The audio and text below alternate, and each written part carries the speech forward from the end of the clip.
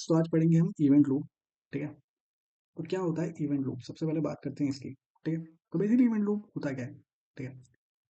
तो देखो, जो जावास्क्रिप्ट है हमें पता है कि जावास्क्रिप्ट जो है वो क्या है। जावास्क्रिप्ट सिंगल थ्रेडेड लैंग्वेज है, लेकिन हम उसमें एसिंक्रोनस ऑपरेशन कर पाते हैं। ठीक है, सिंक्रोनस ऑपरेशन भी कर पाते हैं और एसिंक्रोनस ऑपरेशन भी कर पाते हैं, जबकि सिंगल थ्रेडेड है और लाइन बाय लाइन एग्जीक्यूट होता है उसका कोड। तो ऐसे कैसे हो सकता है। तो इसी मैकेनिज्म को हम इवेंट लूप कहते हैं। ठीक है। तो इसके अंदर तीन चीजें होती हैं बेसिकली। एक तो स्टैक होता है। ठीक है। तो जो भी हम वैल्यू या लाइन एग्जीक्यूट करते हैं उसमें वो जो भी ऑपरेशंस होने होते हैं ना वो स्टैक्स के अंदर जाते हैं। ठीक है। अब स्टैक के अंदर जाने के बाद अगर कुछ वैल्यूज ऐसी होती हैं, कुछ चीजें या कुछ फंक्शन ऐसे होते हैं, तो उसको वो भेज देता है माइक्रो टास्क के मैक्रो टास्क में। अब कौन से माइक्रो टास्क होते हैं, कौन से मैक्रो टास्क होते हैं, ये मैं बताऊंगा अभी। ठीक है, पर समझ लो ऐसे ही है। ठीक है। और फिर क्या होता है कि जैसे फॉर एग्जांपल अगर चलें, तो देखो माइक्रो टास्क क्या होते हैं। फॉर माइक्रो टास्क का अगर एग्जांपल दूं तो प्रॉमिस जो होते हैं, प्रॉमिस जो होता है वो मैक्रो टास्क होता है।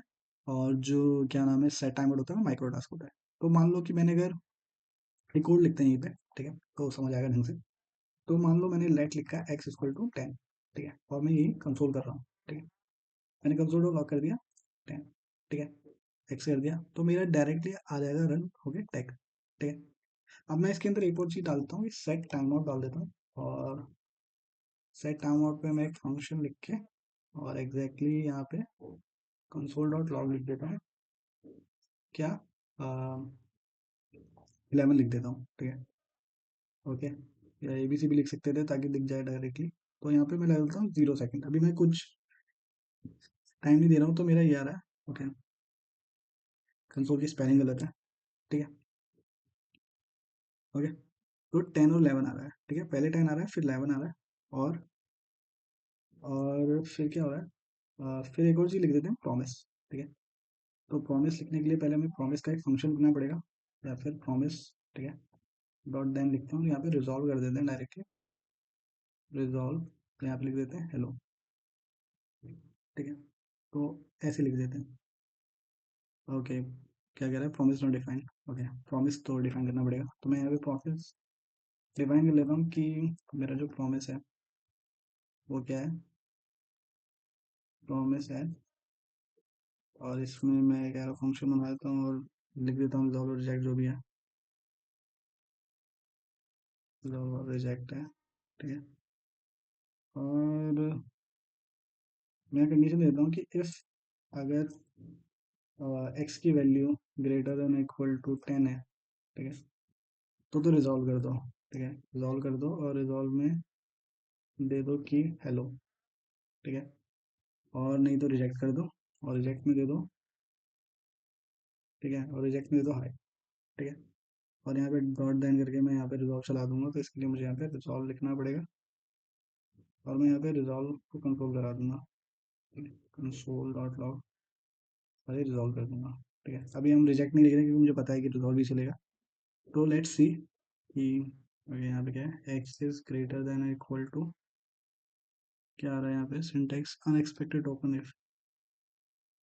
ठीक है, यहाँ ओके, यहाँ ब्रैकेट लगेगा।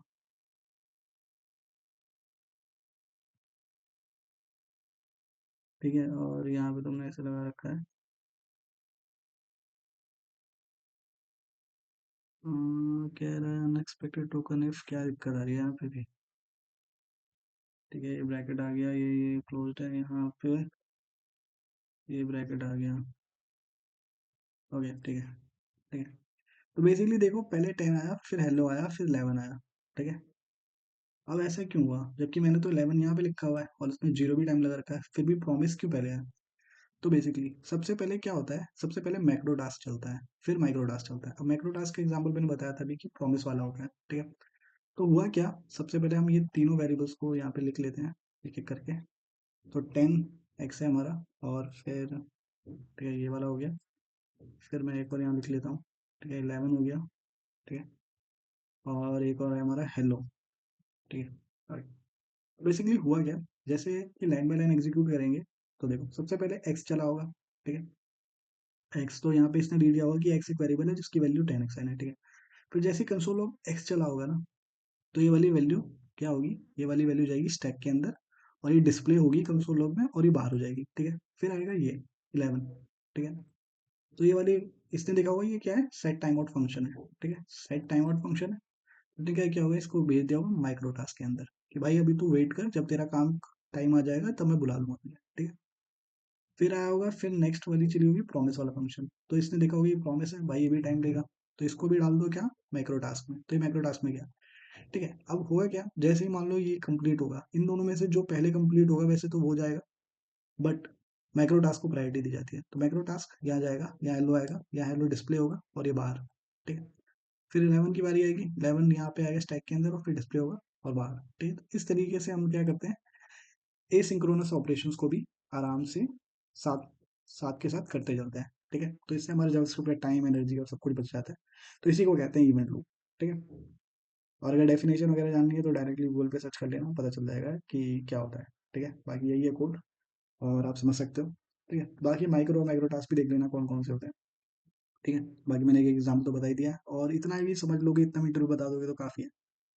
सो ठीक है, मैं कोशिश कर रहा हूँ कि इंटरव्यू के मोस्टली टॉपिक्स को कवर कर सकूँ पहले, ताकि एक तो हमारा काम ये अच्छा हो जाएगा कि जो प्रीवियस नॉलेज नहीं है लोगों को, वो सारी डायरेक्टली इस इन वीडियो से देख कर हो जाएगा। और दूसरा ये रहेगा कि फ्यूचर में अगर कोई नए चीज़ों पे काम होगा ना, तो ये सारी चीज़ें क्लियर रहेंगी, तो आगे टेंशन नहीं रहेगी कि ये बतानी है, तो मैं डायरेक्टली बोल सकता हूँ कि यार इस वीडियो को जाके देख लो और फिर आगे से शुरू कर लो, ठीक है।